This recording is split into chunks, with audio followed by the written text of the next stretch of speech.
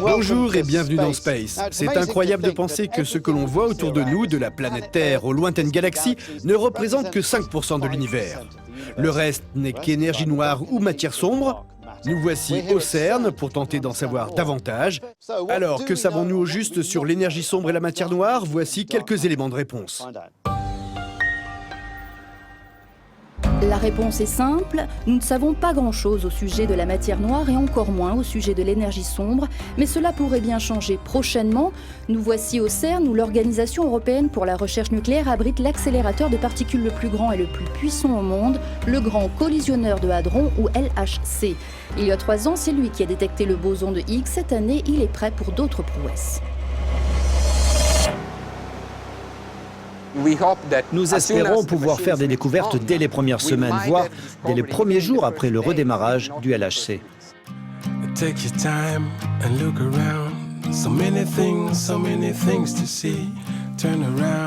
La raison de cet optimisme, le Grand Collisionneur va pour la première fois tourner à plein régime et donc être en mesure d'identifier de la matière noire.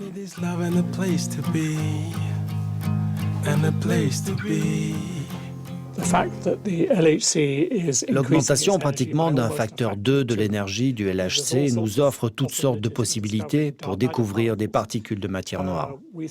Selon nous, leur masse pourrait être 1000 fois supérieure à celle d'un proton, ou si vous préférez, environ 10 fois celle du boson de Higgs. Et cette année, le LHC devrait nous permettre, pour la première fois, de produire ces particules.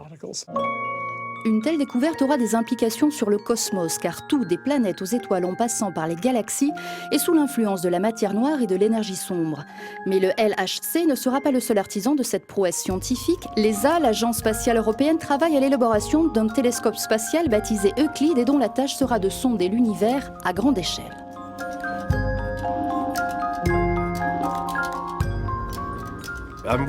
Je travaille sur la mission Euclide. Il s'agit de cartographier et d'explorer l'univers à la recherche de matière noire et d'énergie sombre.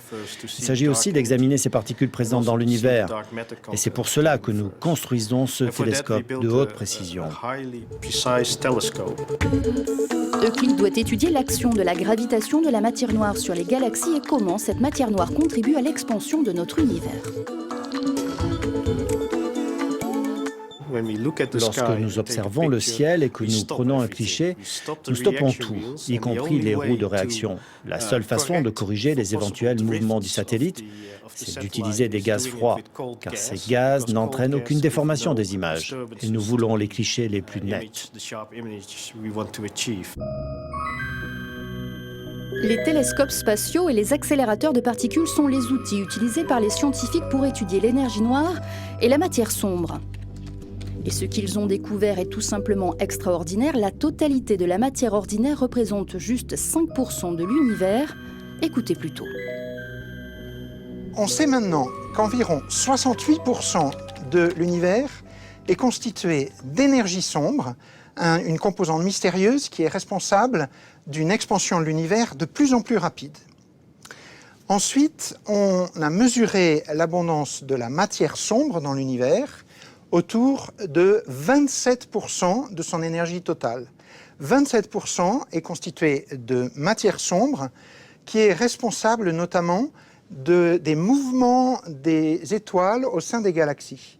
Et finalement, environ 5% est constitué de matière ordinaire. Plus extraordinaire encore, la proportion d'énergie sombre ne cesse d'augmenter. Il est intéressant de constater qu'il y a de plus en plus d'énergie sombre. Pourquoi? Parce que notre univers est en expansion. De ce fait, il y a de plus en plus d'énergie sombre dans l'univers. S'agissant de la matière ordinaire et de la matière noire, elles ne sont pas en expansion, elles se diluent. Donc, la proportion d'énergie sombre comparée à la matière noire et à la matière ordinaire est en constante augmentation. Plus l'univers augmente, plus il gagne en volume. Il y a donc plus d'espace disponible pour l'énergie sombre. La matière noire et l'énergie sombre sont deux éléments a priori différents, à ne pas confondre donc. Ils sont à l'origine de bien des énigmes cosmiques. Des modèles ont été proposés dans lesquels il y a une unification entre l'énergie noire et la matière noire. Dans notre niveau actuel de compréhension, mon opinion personnelle est que vouloir créer un lien entre les deux crée plus de problèmes qu'il n'en résout. Pour autant, nous progressons peu à peu. Concernant la matière noire, les scientifiques sont raisonnablement sûrs qu'il s'agit d'une sorte de particules mystérieuses qu'ils finiront bientôt par identifier. J'espère que dans 10 ans, nous regarderons la décennie écoulée et que nous dirons « c'est pendant cette décennie que nous avons percé le mystère de la matière noire ». Maintenant, les physiciens des particules et les cosmologistes vont devoir travailler main dans la main.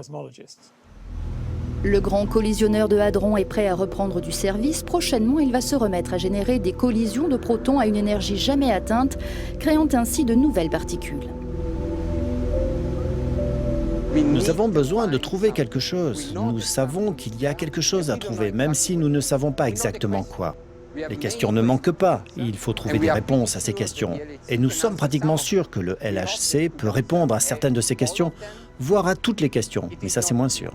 Dans les entrailles du CERN, comme dans l'espace, des machines extraordinaires tentent de percer le mystère de la matière noire, de l'énergie sombre et plus largement de l'univers dans son ensemble.